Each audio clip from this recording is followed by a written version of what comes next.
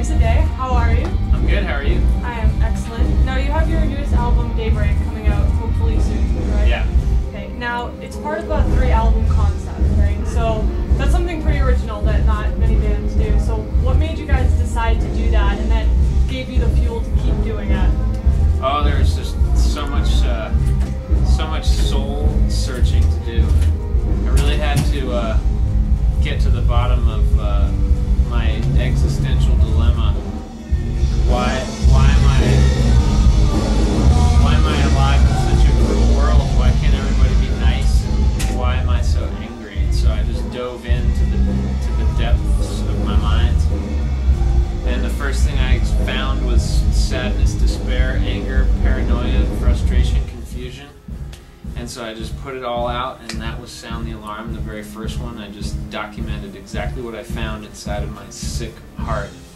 And then after that one, Under the Boards, was about the repercussions of living with such a wounded heart, and ruining relationships and making a mess of things. And then Daybreak, the third one, is just about putting it all back together and trying to make sense of it all and coming to terms with it all, and understanding why I am the way I am and why the world is the way it is, and just coming back to life is like the way I refer to it. It's like just trying to rise above all of the nonsense and the pain, understand it instead of, I don't think I'll ever get rid of it, but I understand the roots of all my turmoil, inner turmoil. So it was just like a therapeutic project. I've never made music to try to get popular, so it was just another one of my like little pet projects. It's like, I'm just gonna dive into my psyche and untangle the cobwebs, just try to figure it out so I'm not intensely miserable all the time, depressed, and living in the world.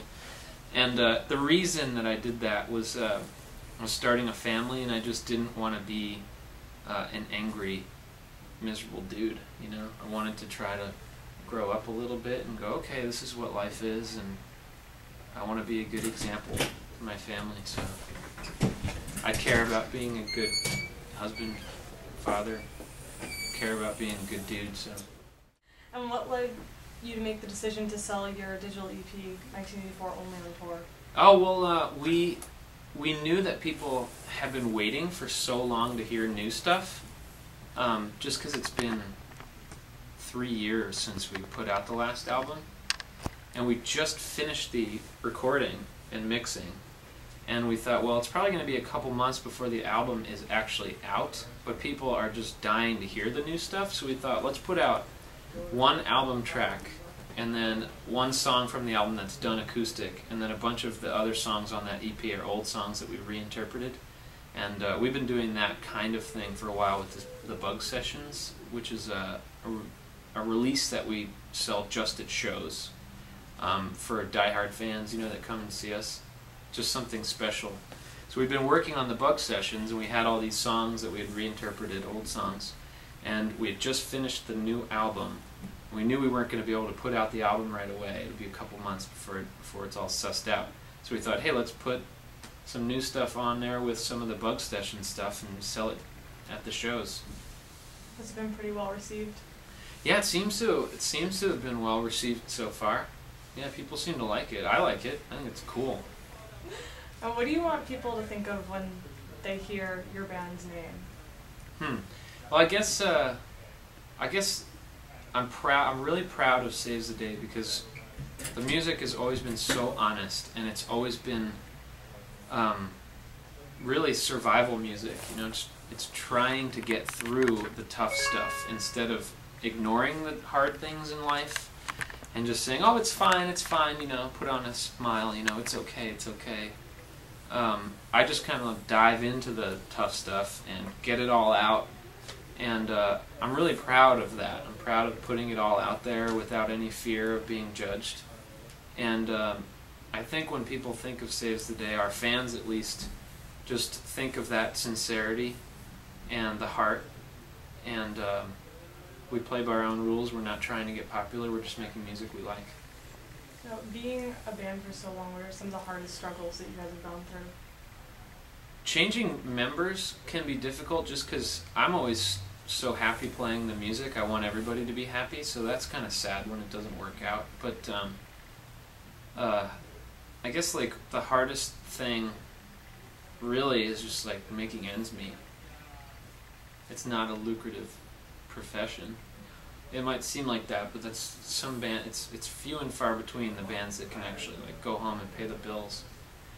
And you know that's boring. Blah blah blah. Everybody's having financial problems. You know that's a hard part about being in a band. You have to spend a lot of money to go on tour, and you have to spend money to record.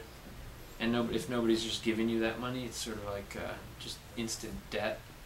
But whatever. On that same note, what advice can you give? Definitely make sure you're doing it because you love it. And if you're doing it to get famous, it probably won't work out and it probably won't be very much fun. But if you're doing it just because you really love music and you need to be playing music, at least you'll enjoy following your heart, you know. But I'd say like practical advice would be write as many songs as you possibly can and have fun doing that. Record them and try to hand them out at shows. And then the second most important thing I would say would be to go to a show of your favorite band and try to meet them, and just try to meet people in local bands, you know, bands that play all over your town,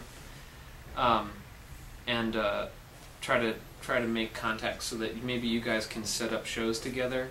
Like the reason we started to get into playing shows in New Jersey is we met another band that wanted to do shows with us every weekend. So we'd just go and call people up, say, hey, can we play your basement? We have 2 bands that are going to come, and it'll be like a $3 show. Stuff like that. And because we were partnered up with this other band, it was easier to book a show. You know, you'd just go and play somebody's basement. If it were just us, it'd be a little boring.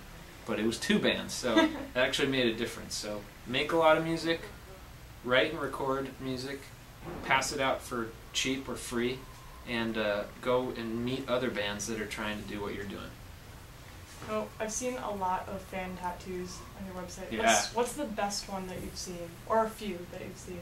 That's a good question. I'm so honored when I see all of them. I guess my favorite one would be the one that Max Bemis has on his shoulder. He's got this like hand holding this hand with the candle and the flame sort of in the middle of it. It was an old patch that we used to have.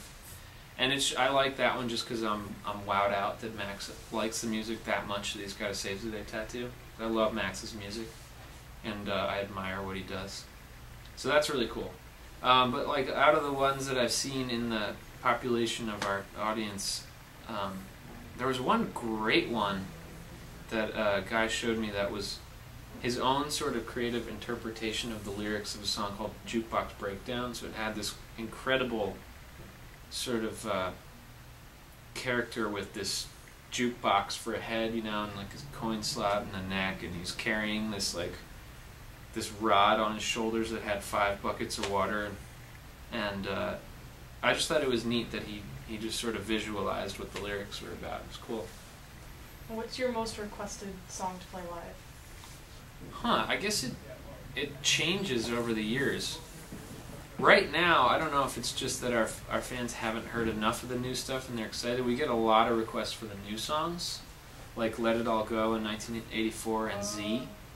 But other than that, we're starting to get a lot of requests for songs from In Reverie, which is great because that's my favorite album for the newest stuff. And they'll ask for songs like Tomorrow Too Late, which is a song that I really like. And then like from the older stuff, I'd say like At Your Funeral, Freakish, and Firefly. Yeah, stuff like that. Shoulder to the Wheel gets asked for. Yeah, people ask for that one. What's your favorite hometown restaurant? Hometown restaurant. I would say it's not necessarily a restaurant, but you can sit down and order sandwiches there. It's this place called The Whole Earth.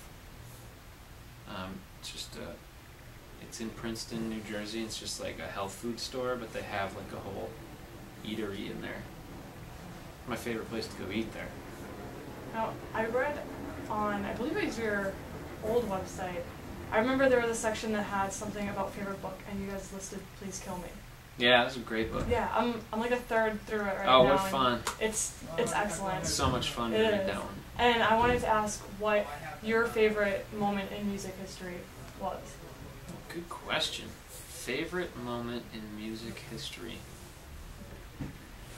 I think it's cool that Johann Sebastian Bach was this like unknown musician that composed chamber music for some like duke in Austria or wherever, and he was completely unknown until 100 years after he died. Some German student of music dug up these manuscripts and was like, "This is the most incredible music I've ever heard," and then suddenly Bach's scales and practices were getting introduced into more modern music, and now I guess a lot of music theory, a lot of what we know about music comes from Johann Sebastian Bach's just exercises that he would do every day. So that's kind of cool. Sad for him, he died, and nobody knew that he was so good. And now the whole world revolves around his heart song. It seems to be how it goes. Yeah, it you does. get the most it's recognition weird. after you Yeah, can't appreciate it because you're dead. Yeah, exactly. And then, we're gone. What is a question that you would like to be asked, or a piece of information you'd like to share that you have never been asked before? Well, that's a good question. Wow. I always like being asked about how did you get into music, but people really don't ever ask that. So that one is it's a funny thing.